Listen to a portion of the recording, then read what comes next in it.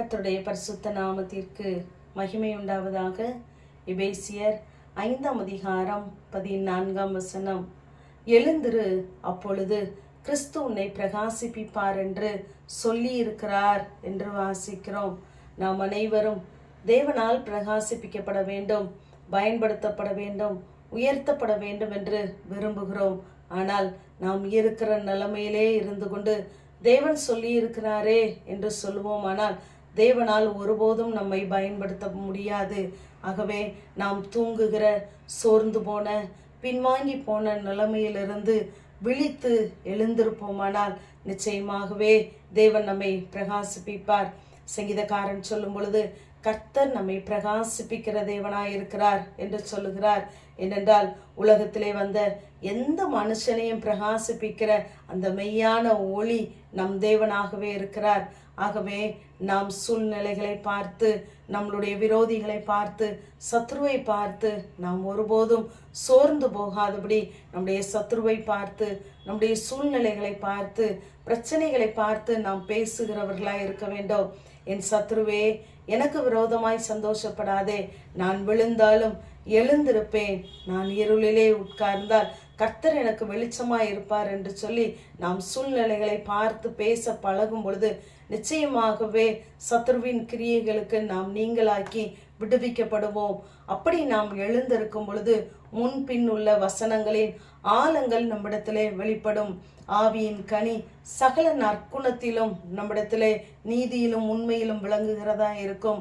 நாம் கர்த்தருடைய சித்தம் இன்னதென்று உணர்ந்து அறிந்து கொள்கிற அந்த மனப்பக்குவத்தை தேவன் நமக்கு தந்து நம்மை நடத்துகிறவராய் இருக்கிறார். இங்கு எலியாவை குறித்து நாம் பார்க்கும் பொழுது, எசபேலுடைய வார்த்தையை கேட்டு அவன் சோர்ந்து போய் சூறை செடியின் கீழே படுத்து கொள்ளுகிறான். இப்பொழுது தூதன் தட்டி எழுப்பி எழுந்திருக்க பண்ணுகிறான். மறுபடியுமாய் அவன் படுத்து கொள்ளுகிறான். மறுபடியுமாய் 2ஆம் விசை தூதன் தட்டி எழுப்பி போஜனம் பண்ண வைத்து, நீ பண்ண வேண்டிய பிரயாணம் வெகு தூரம் என்று சொல்லி அவனை தட்டி எழுப்புகிறான். இப்பொழுது எழும்பின அந்த எலியா அந்த போஜனத்தின் பலத்தினாலே 40 நாள் இரவும் பகலும் அவன் நடந்து போனான் என்று சொல்லி பார்க்கிறோம். நாமும் பயணிக்க வேண்டிய அநேக தூரங்கள் இருக்கிறது. தேவனுக்காய் செய்ய வேண்டிய அநேக காரியங்கள் இருக்கிறது. ஆகவே ஒருபோதும் நாம் சோர்ந்து போகாதபடி நாம் தேவனுக்காய் எழும்புவோம். இங்கு 1 சாமுவேல் 1ஆம் அதிகாரத்திலே அன்னாளை குறித்து நாம் பார்க்கும் பொழுது 9ஆம் வசனத்திலே அன்னாள் எழுந்திருந்தாள் என்று சொல்லி நாம் வாசிக்கிறோம். ஏனென்றால் இதற்கு முன்பதாக பெனினாளுடைய அங்கு பரியாச சொற்களையும் மனமடிவாக்குகிற சொற்களையும் கேட்டு அவள் அங்கு சோர்ந்து போய் இருந்தாள். அவளுடைய எதிர்பார்ப்பு யாராலும் நிறைவேற்ற முடியவில்லை. அங்கு எல்கானா வரும் பொழுது எல்கானாவால் அவளுடைய எதிர்பார்ப்பு அங்கு நிவர்த்தி அடையவில்லை. எல்கானாவால் அவளுக்கு வேண்டிய இரட்டிப்பான பங்கை கொடுக்க முடிந்தது. ஆலயத்திற்கு கூட்டி வர முடிந்தது.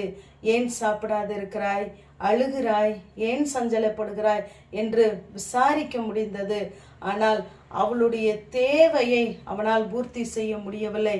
இப்பொழுது அன்னாள் எழுந்திருக்கிறாள். எழுந்தவள் தேவ சமூகத்தை நோக்கி பார்க்கிறாள். இப்பொழுது அவளுடைய ஜெபம் மாறுகிறது. தனக்காக கேட்டவள் இப்பொழுது பிள்ளையை கர்த்தருக்காக கேட்கிறாள். ஆகவே அந்த வார்த்தையை நாம் கவனிப்போமானால் என் சிறுமையை கண்ணோக்கி பார்த்து மறவாமல் நினைத்தருளி ஒரு ஆண் பிள்ளையை கொடுத்தால் உயிரோடு இருக்கும் சகல நாளும் உமக்கு ஒப்பு கொடுப்பேன் என்று ஒரு பொருத்தனையின் ஜபத்தை அங்கு ஏறெடுக்கிறாள். பின்பாக புறப்பட்டு போய் அவள் அங்கு துக்கமுகமாய் இருக்கவில்லை என்று நாம் வாசிக்கிறோம். ஆகவே நம்முடைய வாழ்க்கையிலே நாம் எதிர்பார்க்கிற காரியங்களை ஒருபோதும் மனிதனால் நிவர்த்தி செய்யவே முடியாது. நாம் தேவனுக்காக எப்பொழுது எழும்புகிறோமோ, தேவனுடைய சித்தத்தை இன்னதென்று உணர்ந்து நாம் எப்பொழுது ஜெபிக்க பழகி கொள்ளுகிறோமோ அப்பொழுது தேவன் நிச்சயமாகவே அவர் தம்முடைய வாக்கு தத்தத்தின்படி நம்மை உயர்த்த, நம்மை பிரகாசிப்பிக்க பண்ண அவர் போதுமானவராகவே இருக்கிறார். ஆகவே நம்முடைய சூழ்நிலைகளை விட்டு எழுந்திருப்போம். கர்த்தர் நம்மை உயர்த்துவார். ஆமென். ஜெபம்.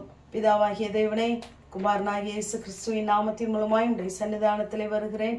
எழுந்திரு, அப்பொழுது கிறிஸ்து உன்னை பிரகாசிப்பிப்பார் என்ற வேத வார்த்தையின்படி கர்த்தாவே, இந்த வார்த்தையை கேட்ட ஒவ்வொரு பிள்ளைகளுக்கும் சோர்வின் ஆவியை எடுத்து போட்டு உடைய உன்னத பலத்தால் இடைக்கட்டு வீராக நீர் பிரகாசிப்பிக்க பண்ண முடியாது ஜெபிக்கிறேன். இயேசுவின் மூலம் ஜெபங்களும் எங்கள் நல்ல பிதாவே.